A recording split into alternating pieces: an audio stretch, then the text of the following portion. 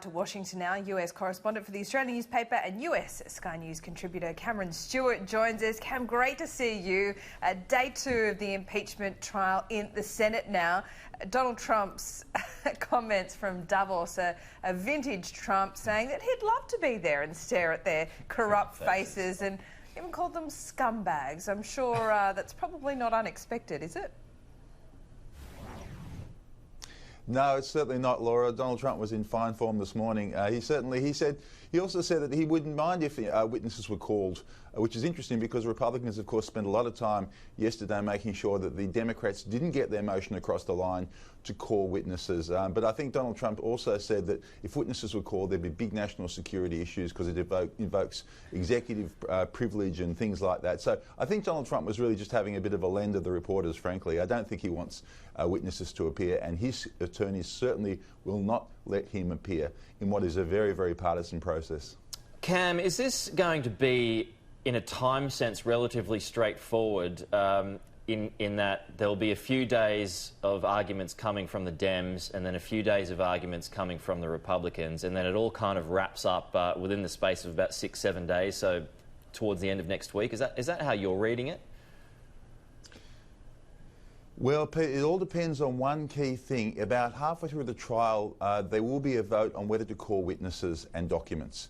There'll be a vote, and if the Democrats can get 4 Republicans across the line on that, they will get a majority and there will be witnesses. And if that's the case, they have to depose them, they have to turn up and give their testimony. That will extend the trial by at least a couple of weeks.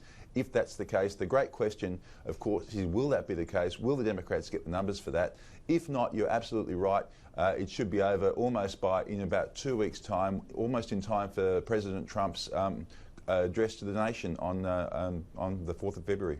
Yep.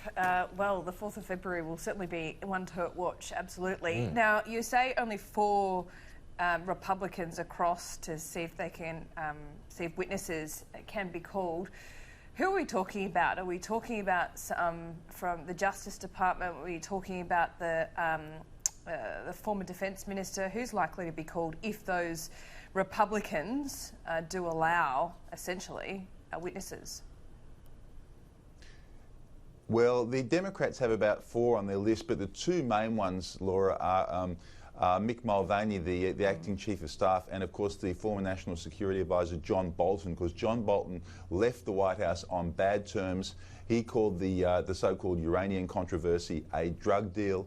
So he's the one that I think Donald Trump would fear the most to actually get up there. Democrats really want to get these guys on the stand because they know that public opinion has barely shifted, and certainly the Republicans have shown no sign of shifting and attacking the president or voting against the president. So the only chance the Democrats realistically have to change the whole mood of this trial is to get new witnesses. So it really hinges entirely on that.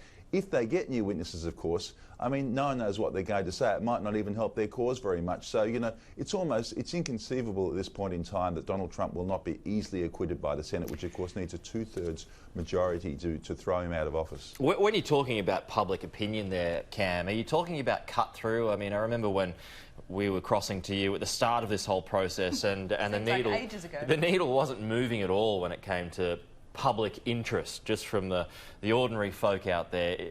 Have you noticed any change in that, or are people just not really showing much signs of interest in this whole process?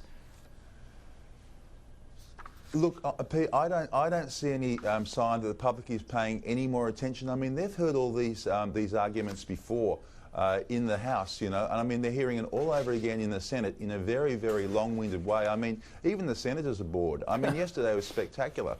I mean, the senators they're not allowed to go in there with telephones or laptops. They can't even write notes to each other under pain of imprisonment. They can't even drink coffee. They can't do anything at all. They are sitting there just twiddling their thumbs, looking into the air. A bunch of them fell asleep. I mean, it's just, you know, it's going to be an extraordinarily long trial for them as well. They've heard all the evidence either way. I think they pretty much know where they're going to vote anyway. So I certainly don't detect, certainly on Capitol Hill, but also I think more generally, Pete, that there is a shift in movement or a particularly great public interest in this. So it'll be interesting to see, of course, when it's over, what happens to the opinion polls. That will be the key. And they can eat Hershey's though. Yeah, Bruce Walker told us yesterday that there's a stash of lollies in the big chamber. bowl of chocolates. So hunt that one down, Cam. That might be your next big Walkley award-winning story. Yeah.